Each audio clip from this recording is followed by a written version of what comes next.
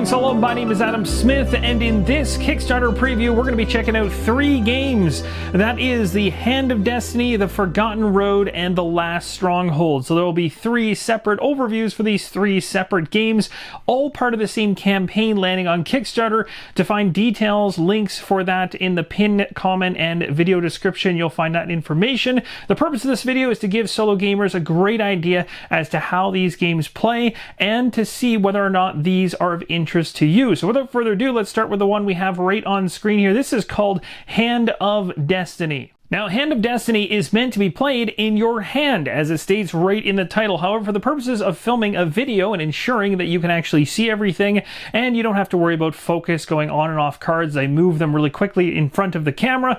I decided to place this all in front of you right on the tabletop. But know full well the purpose of this game is to literally be played in the palm of your hand, giving you lots of versatility in terms of where you can play this or where you can fill this game into your schedule. Again, these 3 games are great options for individuals that want a very quick solo game that's not going to take up a lot of setup time, as well as being versatile in terms of where it could be, whether it's in your hand or on a very small card table or a very small area in order to house them. Now, the other thing I want to mention is these red cubes in the top right hand corner are not part of the prototype. I'm strictly going to be using them to obviously point out when I've exhausted one of my hero's abilities. There's 6 abilities on the hero card, and I've chosen the Ranger. The 6 abilities also represent the health, so you only have 6 health to get through a particular wave.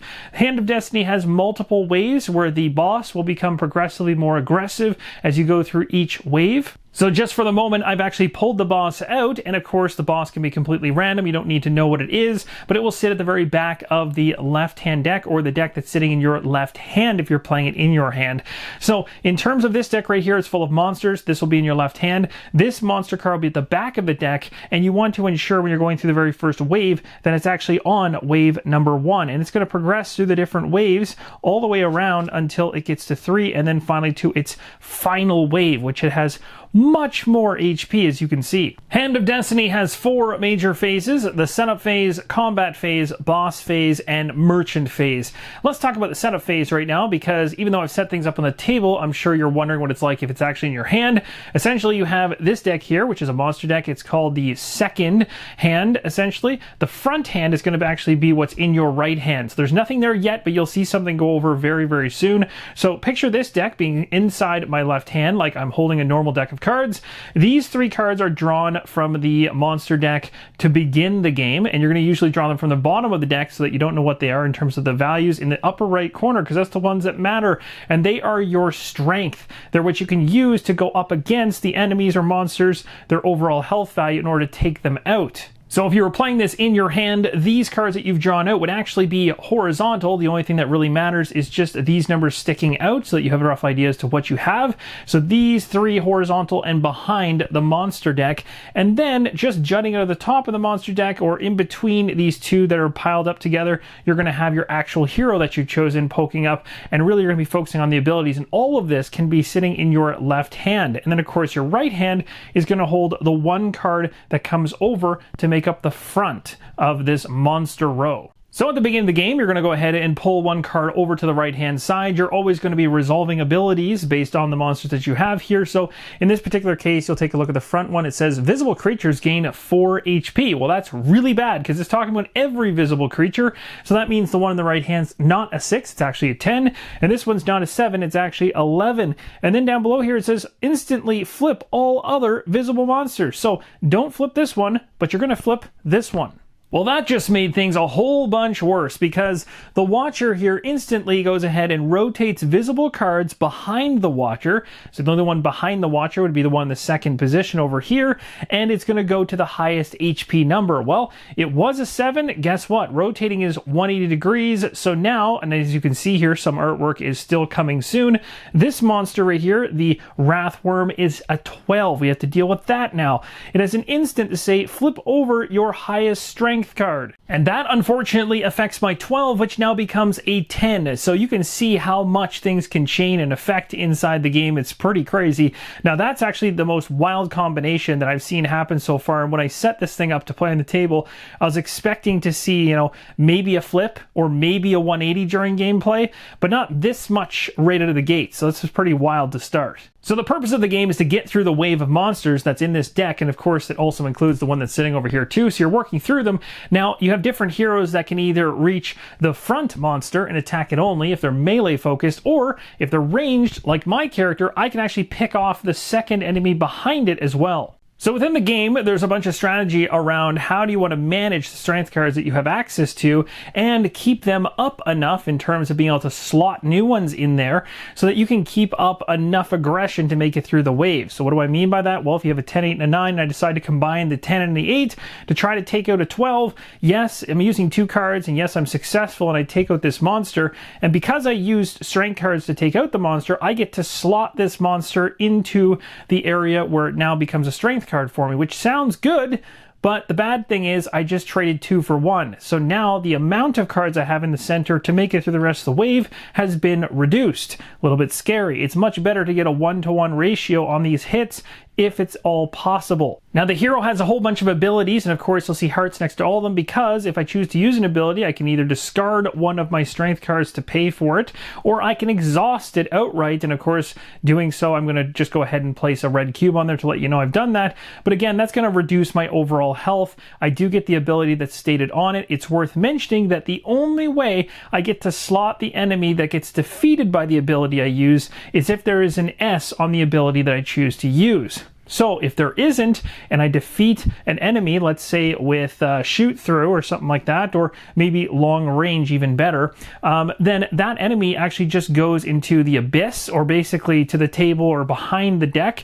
If it was in your hand, it'd just be kind of discarded off to the side because it is gone and won't be put into here. If I happen to use my experience or grudge though, because they actually have the S on it, I can, when I kill off the enemies, place them into the middle. So there's strategy and when to use those ones as well, of course, as they relate to their health, plus as they relate to the strength cards inside your options in the center. So let's tie up all the loose ends here by actually playing it through a round. So what do I have here? I've got a 7 on the right, and I've got a 12 on the left. So what I'm going to do is I'm actually going to spend my middle strength card, the 8, in order to take out the 7. So the 8 has been removed, and the 7, which is the monster I just hit and killed, which is the Watcher, now goes into my hand. I can use it as a strength card. So what we're going to do next is we're going to move the top card from the second deck over to the front, and we're going to resolve any new abilities that we haven't seen yet. So in this case over here, it says front. So when this one gets to the front, this is going to trigger. It's not going to trigger right now because we're in the second position, but when it gets to the front, it's going to be flipping a strength card with a value of 10 or more. So here's what I'm going to do. I'm going to go ahead and hit that scout. I don't like it. I'm going to use my 10 card, my strength card right here, to take that one down. So that worked out pretty good. Next one that came up is the Golem. It says, creature, if you take damage while Golem is visible, you're going to take an additional damage. Okay, well that's not good because so the other option I have during gameplay, which I haven't explained yet, is you can choose, if you want to just let the damage of the front monster come straight through. So if you want, I could just say, you know what, I'm just going to take the damage of the front monster, which means the damage of that creature is a 3, which is actually really bad because then I'd have to mark 3 of these abilities and wiping them out. So I don't really want to go down that road, and I only want to use that strategy if things are going really south and I just need to get rid of something powerful maybe. But I'm not going to do that right now because, well, 3 damage is a lot to take for one monster, so it's probably better to do something a little bit different here. So I'm planning to activate an ability. Let's talk about the 2 ways you can do that. One is you can use a strength card, or you can exhaust it. Now, if you activate with a strength card, it means you discard any strength card you have to use the ability. You can only do this once per ability per wave. Activating an ability by exhausting it means you're covering it up with the cards in front of your hero card by sliding your hero card down. Now, again, that's if you're doing it in the palm of your hand. hand. For me, I'm just putting a red cube on it. An exhausting ability means it's no longer able to be used until the next round, and only if it is healed during the merchant phase. So during the merchant phase, you have a chance to, of course, heal up what you have exhausted. I'm going to go ahead, because in this example, I'm just showing you the first wave. So I'm going to use this ability here by exhausting it. I'll put a red cube on it to just show that, and it states to send the first or second monster to the back of the line. So that nasty 12 that I really don't want to have to deal with right now, I'm going to send it to the very back of the monster deck. Moving the golem over to the front position, it says if you take damage when the golem is visible, take an additional damage. So again, this is talking as if I wanted to go ahead and say I wanted to just have the golem do damage to me, so it would do 1 damage because I didn't want to discard a card or use an ability to deal with it, and I just wanted to get rid of it a different way. I take 1 damage plus another one, or if something else was to attack me along the way kind of thing, and this thing was still visible. So for now, I don't really have much to worry about that. You'll also notice on these cards there's these coin icons. They only really matter at the end of the game, but you want to keep an eye on them because they're going to help you out in the merchant phase. So basically, whatever cards remain in your strength pile at the very end in terms of gold, you're going to get that gold on top of the actual monster boss you're going to be fighting at the end, which will give you an allotment of gold as well. So if you burn every single card in your strength pile here and then you kill the boss and that's all you got was just the boss, you'll get a little bit of coins, or a decent amount. But if you can actually somehow manage to hold on to a number of these strength cards, then you're going to get even more gold and be able to go crazy at the merchant. Now remember that 12 health enemy that I put to the back of the deck? Well, I need to deal with that. So what I'm going to be doing is using my long range ability, which is going to require me to exhaust it because I don't want to use a strength card at this point, and it's going to allow me to defeat the last monster in line. So again, even though I put it to the back of the deck, you want to be careful you don't put it behind the boss. It's basically behind the monster line is where it sits, and this ability, long range, is going to go ahead and destroy it. So that's pretty awesome. That has thinned out this deck even more. So now we've got a 9 and a 5. I have to decide which one I want to go after here. I love having the ranged character because you have those options. I went ahead and shot the one in the second position with a 9, so I got a 9 back, so that was a pretty easy conversion. And then the Fleet Guard came out. It says if you have a strength card of 6 or less, thank goodness I don't, I have a 7 at the least, then the Fleet Guard moves to the front. Okay, so no change there whatsoever. I used a 7 in hand in order to take out a 6 enemy, which is now from the second position, now in my strength pile. The good thing I noticed when I made that transition was the other one only had 1 gold and this one has 3. But again, I'll probably be using these lower value strength cards to take out enemies and trying to hold on to the higher ones, strategically holding on to them for the boss at the very end. Because remember, at the end of every wave, there's a boss. You're going to want to have enough strength cards to be able to take it out, or you're going to have to go down the critical hit route, which does have its pros and cons. So let's see here. We've got ourselves the Chieftain, plus 2 health when not in the front, and we need to decide which way we want to go here in terms of attacking. Now sometimes I contemplate actually letting the golem go ahead and attack me for 1 damage, but because the card itself states that it'd be a +1 damage on top of it for any card that's visible, I believe that that would still take effect even if the golem is the one that gets the attack. So that is not good. That would be 2 more damage on my hero card, getting me up to 4 to 6, and I don't like that. So we're probably going to have to use some cards, so I'll use my 6 to take out the 5. And that's good strategy anyway, because the Chieftain would have had a +2 to its health. It would have been 11 in this position, but now it's on the other side, so it's just back to a 9. Vampire pops out and it says, take 1 damage if you use an ability while the vampire is visible. So I want to try to avoid using abilities here, but the good news is I do have a 10, so I can do an equal damage hit against the vampire and then just take that card into my strength pile. So the boss has appeared, but we still have a monster left in line to deal with. This one's a 9, and thankfully I have a 9 in my hand, making it very easy to decide here that I'm going to go ahead and use a 9 damage on it. I will make mention of the fact that this is not going to happen that cleanly that often. Very much like at the very beginning of this wave, when I had all kinds of things shifting and changing, flipping and going 180. That had not happened to me in prior plays at the beginning, so every wave is going to throw different things at you using the same cards, which is really cool. So now we head into the boss phase. The boss is at the very end of the wave. We're going up against the level 1 boss. Essentially, you'll see we'll get 6 coins when we defeat it. It's 15 health. There's also, it says Hoarder boss, -1 gold each time you use a critical hit. Well, let's talk about critical hits. When you're fighting the boss, you can use strength attacks and abilities to defeat the bosses just like you would with normal monsters. If an ability only mentions it can be used against the monster, it can't be used against the boss.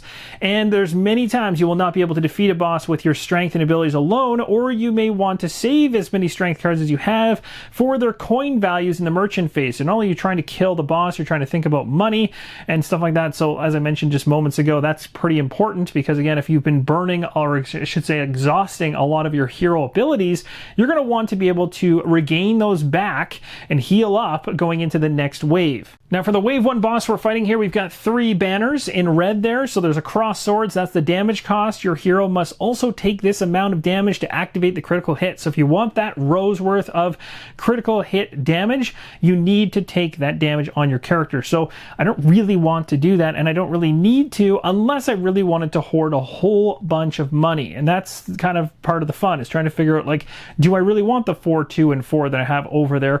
Or do I want to use some of my strength cards to take out this monster? I can choose to go either way, but remember, I'll lose a gold based on the ability for each critical hit I do. So you got to keep that in mind as well. The next one over is a skull. That's the attack value. So this is how much attack you do to the boss after paying the strength cost and the damage cost. If you defeat the boss, collect the gold reward before moving on to the merchant phase as normal. And then the next one to it, which is the heart, is the strength cost. There's only one row for a critical hit that has a strength cost associated to it. It's usually the most powerful. So this one will do 11 damage, but will require you to use some strength cards that either equal up to 7 or is a 7 already. And of course you have to meet it or exceed it.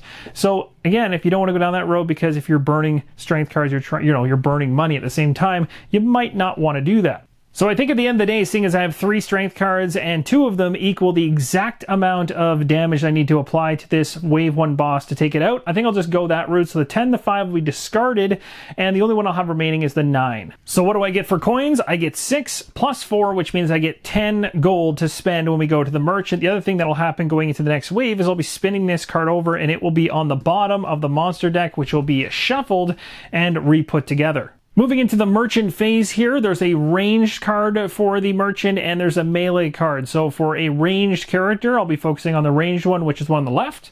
Both of the merchant cards have a second side, so here's a look at the opposite side of the ranged one, and you'll see there's weapons and potions that you can buy. Of course, you can only get what you actually have gold to afford. If you're purchasing a weapon, the really cool thing is you'll actually slot this card underneath, popping out the top of your strength cards that you have in hand for a particular wave. Give you an idea as to, oh, I just bought the basic bow, which gives me a +2 to strength, so now I have that reminder, and when I use it, then it gets discarded and I get it back at the next wave. So it would look something like this, and of course at the beginning of a new wave you'd have 3 strength cards underneath of that weapon, but again this gives you a nice visual reminder to use that during the wave. And unlike weapons, if you pick up a potion, you're typically using these for one-shot effects. They're resolved either immediately or when the potion effect dictates. It's worth mentioning that Palm Island and Seta Watch, 2 games that I've actually covered on the channel in the past, were inspirations for Hand of Destiny. So if you like either of those 2 games,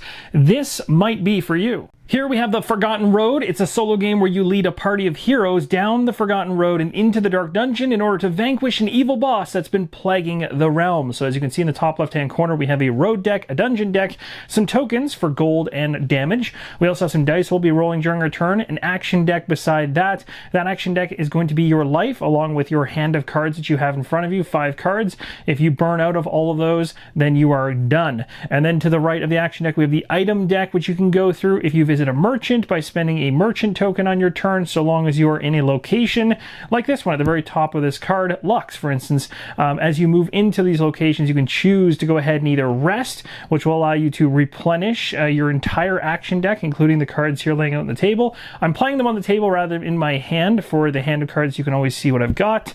And at the very far right, top right, we've got a dungeon entrance. So as I mentioned, we start in Lux. We're going to move through the whole road deck. At the very bottom of the road deck, there is a road boss, and you face the road boss. That will then lead you into the dungeon, and from that point on you will work all the way through the dungeon deck until you get to the dungeon boss and defeat it. As I mentioned at the beginning, we have a party of heroes. This one doesn't have art currently, the Warden, but the Shadow Knight and the Ranger do. In the top right hand corner is their health. That's what really matters. So when we do get damage from any of the enemies, they're going to pop up as we traverse these cards. This one, for instance, is going to throw 2 damage if we don't do it, but 5 health is all we need to take it down. So if we do take the 2 damage, we'd have to place it across our heroes here, and of course if they become incapacitated, they'll be flipped over to their opposite side and they're gone. You can use heroes as well to exhaust them sideways in order to take advantage of the benefits down below, their abilities, or even use of the icons up top. For your final scoring, 4 points you're going to get for every hero that's not incapacitated, 3 points for every hero that's not exhausted, 2 points for every health point the heroes have remaining, and 1 point for every gold you have remaining, because of course as you're traversing through the land, land, you're going to kill monsters, travel, and all kinds of different things. Now I'm going to walk you through all the steps in this one. The first thing you're doing essentially right off the bat is you're doing almost a skill check. You're going to roll some dice here, and you're aiming to land a couple of icons that are listed out when placing the next card in line to the right of the one that's existing. So as you see, there's a new card here in play. This came from the top of the road deck, and by connecting them, we've created a little bit of a grid. There is a kind of chat bubble there and an eye. So basically talking and observation are what we need to land for icons on the dice. If we don't get them on the dice, we can again exhaust cards that we have, hero cards, to get those icons to use, or we could actually go ahead and discard cards from our hand for the icon that's visible on the top as well. So there is those options. So let's go ahead and roll the dice, see if we can make this first check here. So we got ourselves some gold, which is nice, and we have a move, and we have swords. Actually, nothing about this roll is going to help us, so right away we're already in a little bit of a pinch. Now what I will do is I'm going to go ahead and grab that gold, and we'll just keep that on one of the heroes, although all of them are sharing it. And for the rest of the icons, they're not going to help me. So I'm going to need to do some exhausting or discarding of cards to meet the criteria. If I don't, then there is a negative thing that will happen to me to the side of it. It says 2 with an X. Basically means remove the top 2 action cards from the action deck, which is your overall life, and discard them. Now, because my roll was so poor, I'm going to choose to exhaust the Ranger in order to re-roll all 3 of these dice. Because, I mean, the gold is nice, but there wasn't really anything from that roll I really like to see. Plus, I don't really want to be burning a whole bunch of action cards. So that might be a good time to use it. What do we get? Oh, even worse. So we got 2 movement here and a gold. So I guess I will be sticking with that gold. I'll be gaining that. The 2 movement is not going to help me right now. So what's going to have to happen is I do need to figure out what cards I want to discard or exhaust. If I wanted to use the other 2 heroes, maybe one for the chapel up here, I could exhaust this one. But then if I do that, I can't use the ability down below. I might still do that though. So actually, let's do that. Let's exhaust this one. And that's going to give us the one we have over here. And again, normally you're going to try not to exhaust your heroes or have them become incapacitated, because those are the 2 things that are actually going to take away from your score the most. But just for the purposes of showing you all the different options you have, we'll do this. But normally you'd probably come down here and start trying to burn your cards from your hand before you'd start probably exhausting this early, but there's strategy either way. So, or maybe madness, depending. We need 1 observation, and honestly, I only have this card right here. It really hurts because it's a 4 for fighting and a 6 for moving. You'll see later on that that's a really good card and a very painful one to have to discard to meet the criteria here to ensure I don't have to discard 2 cards on the top of the actions deck. Now we're going to move on to combat and fighting the enemies. So we're going to move our pawn down here, and you'll see if we take this enemy out, we get a gold. And of course, I actually didn't take the gold I should have had from the roll, which I will just place right here, and we'll uptick that as we go. This individual, if I take it out, which I need 5 damage in order to do so, otherwise it's going to hit me for 2 damage, which I'm going to have to place across my heroes. Of course, I could eventually get them to the point they're incapacitated, which is not good. If I do take this out, I get a gold instantly, so that's a plus. Looking at the cards that I have through here, well, I have to meet or exceed it, so it's not too tough. So I think I'll just go with this one and use the 6 fight to guarantee that I can actually take out the shapeshifter. That'll give me an extra gold. Now the next thing that happens after you deal combat is you now need to move to the next card to the right. So you can see we're going to have to move from here up to here, and we do that by paying the movement cost of whatever the combo numbers is here. So 3 and 3 is 6, so we need 6 total movement to get going. So I'm going to go ahead and I'm going to use, now when I did roll, I did get 2 movement off the dice. Now, one thing that I'm confirming with the designers to see whether or not what you got in terms of your dice results in the skill check earlier, in terms of looks like 2 movement here, can actually be used towards the movement cost later on, which would be right now when we move to the next card. I'm going to double check this as it's not 100% clear in the draft rules. For now, I'm going to play as if those dice results are not going to help me on the movement, so I went ahead and burned 2 cards from my hand here, a 4 and a 2, to get the 6 I needed to move to the plane of fear. Just like that, the new card has been placed, and the new one in the distance is the Desolate Plateau. Down below, we have a full 5 pulled from the action deck. It's also worth mentioning, you're going to see these wild symbols show up. Wild symbols, of course, can be used for anything, so very handy. On the dice roll, the skill check I'm just about to make, which I'll need a move and a talk icon in order to successfully succeed this to ensure I don't have to discard 1 card off the top of the action deck. Also on these dice, you have a result, which is this right here, a wild, and also shows a heart, which means one of your heroes has to take a damage to be able to make use of a wild. So in other words, you get a wild from this, but it just costs you 1 damage. So it's a good one to get in certain jams, and earlier on there, when I had to kind of bleed out a bunch of cards, would have been a handy thing to have potentially. So let's roll this and see if we can get our talk and our movement icons we need for this check right here. Okay, so we actually got the talk, we got some gold, and we didn't get the movement, but we could take a health hit, which I'm going to do. I'll throw the health hit on this individual here just because, well, I can't see that individual, so it doesn't hurt my feelings that they're getting hurt, and we're going to get 1 gold. So we'll just uptick this to 3 and throw that one away. And we've now gone ahead and successfully resolved this and avoided the 1 loss on the action deck. So now we're going to move down to dealing with the Golem. I went ahead and discarded a card for Fight 6, which is enough to take it out, and it's going to bump up our gold to 5, and now we can go ahead and start working on moving to the Desolate Plateau. So taking a look at my movement values down here, I have 3, 6, 3, and 3. So basically I can't get a clean 5 that we need. So I will be burning a little bit more than what's actually needed. I could go ahead and use this one right here to avoid using multiple cards. I think I'll do that because I also want to hold on to a little bit of variability with the different icons and stuff. We'll see how that goes. This is a painful one to get rid of, but that will pay the movement cost. We can head to the Desolate Plateau, draw a new road card, and replenish our hand. Next up in the distance, we see Grimwood, and this is actually a really nasty check, but I want to talk about a bunch of things that could potentially happen here, because again, remember, as soon as you move into a new location, which would be right now at the start of my turn, I can choose if my action cards in hand and my deck was really well depleted, I could go ahead and rest to bring that back. At this point in time, I have 5 gold, so I could also go to the Merchant, which would allow me to pull 3 cards from the item deck and potentially purchase some to place in front of me that can help me out, and some of the things can be like potions and stuff to actually heal up my individuals, but we might actually do a merchant action in just a second. There's one thing else I wanted to mention, and that's this icon right here for failing the skill check that we're about to do or would be about to do right now. If we fail that skill check or choose to kind of fail forward, and that's kind of how this game is operating in terms of its structure, is that you're never really going to lose, but you're going to diminish your overall score at the end of the game by kind of failing at these checks as you go through, or if you just choose to fail at them, they're going to diminish your overall score. But this icon's really nasty because it's going to have one of your heroes be flipped completely over and be incapacitated, which is not good for scoring. When your heroes are on a location, you may discard a merchant token, which I just did, and draw 3 item cards, which you can see on screen. You may then discard gold tokens to buy any of these 3 cards and place them in front of you, and all unpurchased cards are discarded out of the game. So for me personally, the rejuvenation potion looks pretty awesome. I'm able to restore all living heroes. This rejuvenation potion, of course, opens up some interesting strategy because, of course, you might want to actually ensure that you exhaust all your heroes prior to using it to bring them all back up again because, well, that just makes a lot of sense. So now,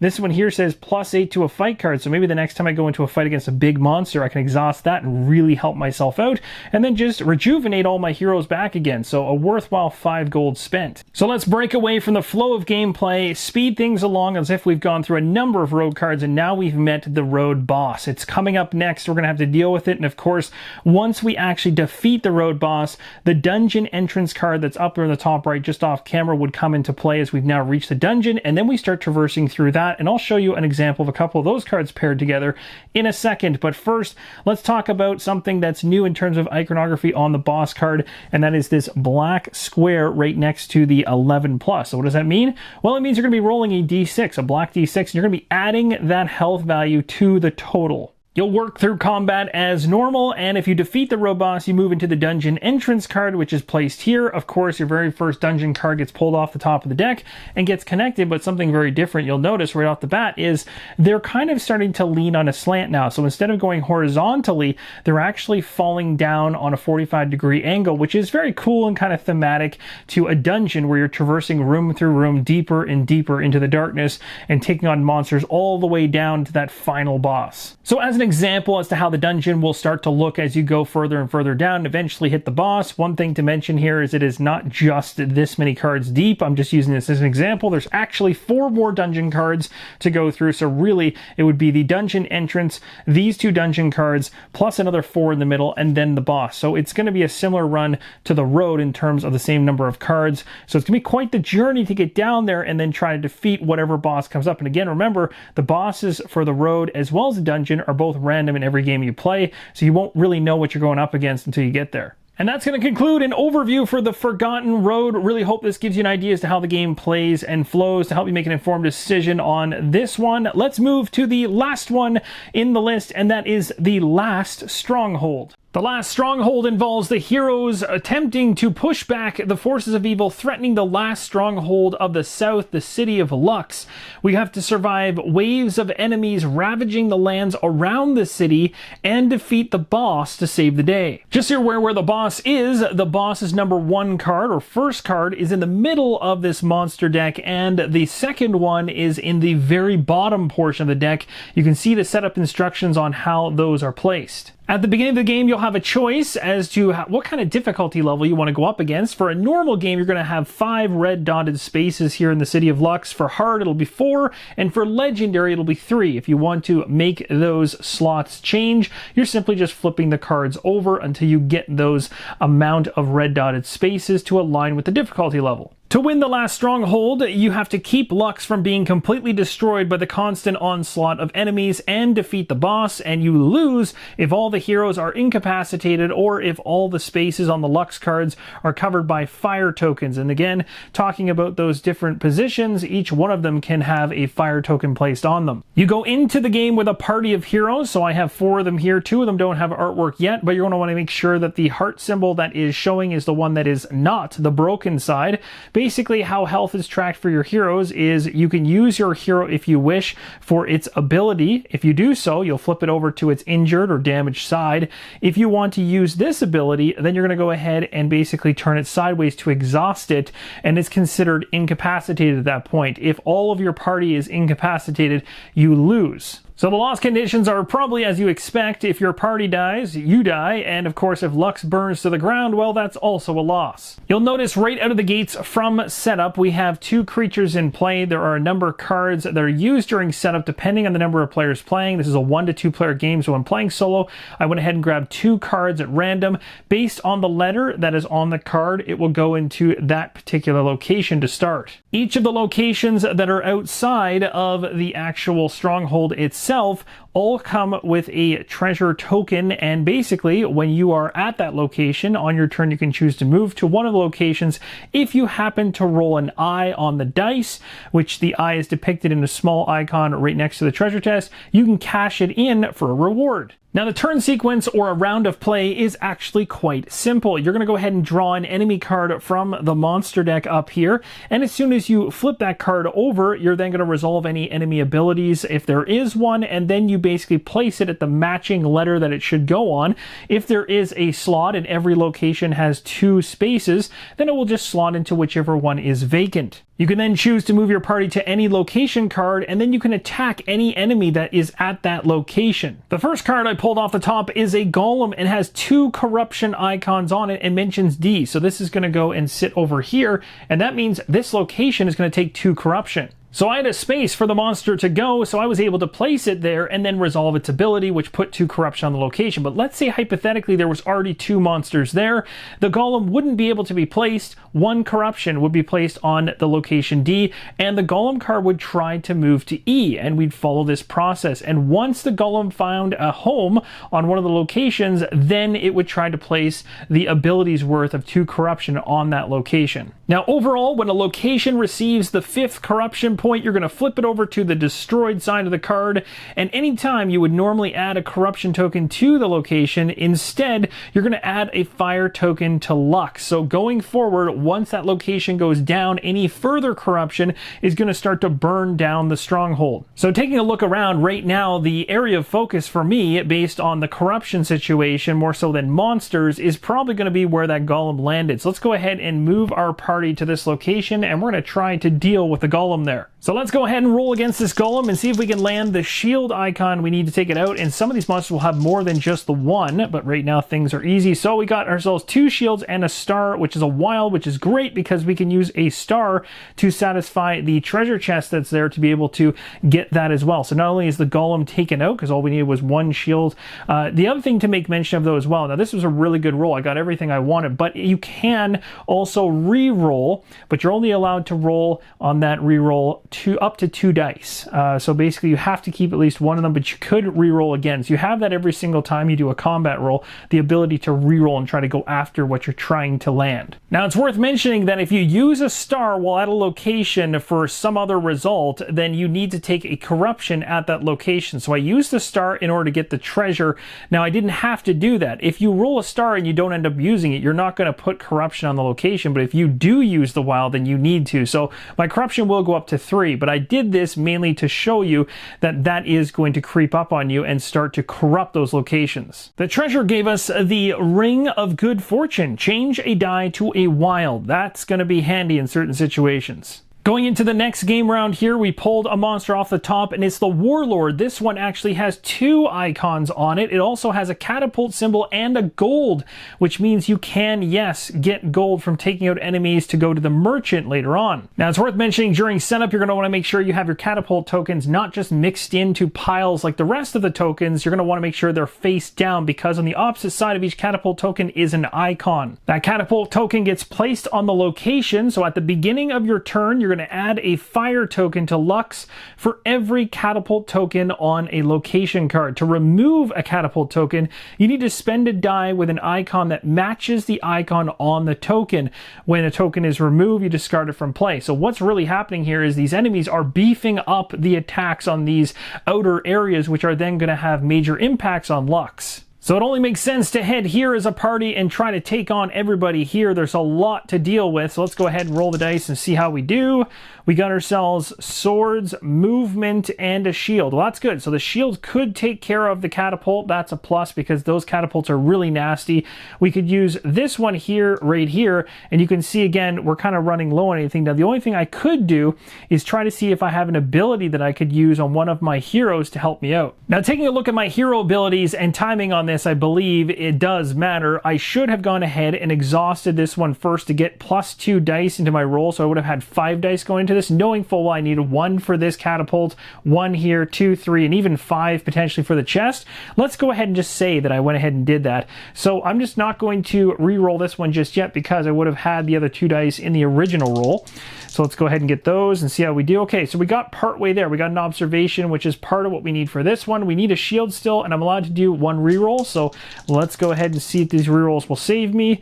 No, they don't. They don't at all. But guess what does? The Ring of Good Fortune, which allows me to change a die to a wild. And I'm going to change this corruption one here, which I definitely don't want, because that's going to just pound corruption on me in that location, to a wild instead. But, of course, as we know, if I want to use this to make up the shield over here, I'll still have to add 1 corruption to the location anyway. But in my books, that is still worth it for how much I was able to clear. So that worked out really, really well. I even got myself 1 piece of gold from one of the enemies, which is going to help me out at the merchant in the future. And the merchant, throughout the game, you're going to obviously gain these gold coins you can use at the merchant by trading them in. The card itself will dictate or indicate the price of each of the item on one side and then describe what the item does on the other. So it was a good thing we went down to the lagoon in order to deal with the catapult that was there, because the catapult really picks the speed up in terms of the fire being placed on Lux. Remember, that's not going to happen unless a lot of corruption and a lot of the outside locations are being destroyed, which will then, afterwards, when corruptions land on those locations, hit Lux. But those catapults are a fast way for the enemy to get damage on. And at the start of this turn, if that catapult I didn't deal with was still there, then we would be adding one of these burning tokens to one of the locations on Lux. We go to the monster deck and draw the next one. It is a Horde card. Now, many of the enemies in the game are going to have special abilities that either trigger immediately once the card is placed on a location or when a timer hits 0. So yes, there is a timer mechanic inside the game that you use tokens to track with, but this one here is a Horde card, and this states that you're going to draw another enemy from the deck, and if it's a Horde or a Chieftain, you're going to place it behind this card, but with its icon still visible. Now, if not, you're going to place it back into the deck. You're going to make sure not to shuffle, though, and these enemies take up the same location space, but must be defeated individually. They can be defeated in any order. So basically it's just making that Horde even stronger. So here we go. Let's draw and see what we get. We got ourselves a Warlord. So no effect on that ability, thankfully, and the Horde card has been placed at location D. Just before I make that decision, I want to talk about corruption. You might be thinking, well, how do you mitigate corruption? Well, of course, bad things can happen. Corruption comes out in multiple different ways. Of course, even when you roll it on a die, it can come out. But how do you get rid of it? Well, there are certain items you can get that will actually help to get rid of corruption, as well as certain hero abilities that can deal with corruption. For my next turn, I'm going to move up here to deal with the Wretch. And at this point, we're going to stop in terms of the game flow, because you have the gist of moving around the game board. You're going to have multiple locations with multiple enemies that are showing up, and of course, once you can't place those enemies in those locations, things are going to start getting rough, and that Lux City is going to start to go down. But what you're working towards is trying to work towards the boss, which is halfway through the main monster deck, and once you hit that boss, you're going to go into a battle. So jumping way ahead in the gameplay, when you get halfway through the deck, you will run into a boss. Like this one, for instance, you're going to see a whole bunch of icons you're going to have to land in order to take it down. You're also going to see some abilities showing up, and you'll see a countdown timer on the right hand side. So some of these cards that have countdown tracks, when one of the cards is added to a location card, you're going to place a time token on the topmost number, and at the end of your turn, move the token down one space. If it hits 0, you're going to carry out the card's effect. So that effect you're seeing in the bottom will occur once the timer reaches 0. So as you can see, this boss is pretty nasty. This is a level 2 boss. So there's a level 1, a level 2, and a level 3, at least in the prototype. And when I did my setup for the monster deck, when I was telling you I put the boss cards in the deck, you had the first one, the first level of this monster boss, sitting right dead center in the middle of the deck, and the other one was in the lower portion of the deck. And you can see that last one, well, if the timer runs out, it's pretty bad. When I was talking earlier about using specific items you get from the treasure chests that you unlock as you move through the locations, things like the magic seeds can be one that can really help you out in terms of removing corruption. And that, my friends, is going to wrap up this overview video for the last Stronghold, as well as the entirety of the video covering the Hand of Destiny, the Forgotten Road, and the last Stronghold. These 3 games, all individually as part of one Kickstarter campaign, landing shortly after this video goes live. Really hope this helps you make an informed decision on the game to see whether one of these games, or maybe some of them or all of them, fit exactly what you're looking for. Let me know in the comments below maybe which of your 3 was your favorite, and maybe also if you saw anything around gameplay, or you have any kind of comments, suggestions for the designer of the game, let them know in the comments below, as this is all still in prototype form. Thank you guys so much for watching, and as always, keep on rolling solo.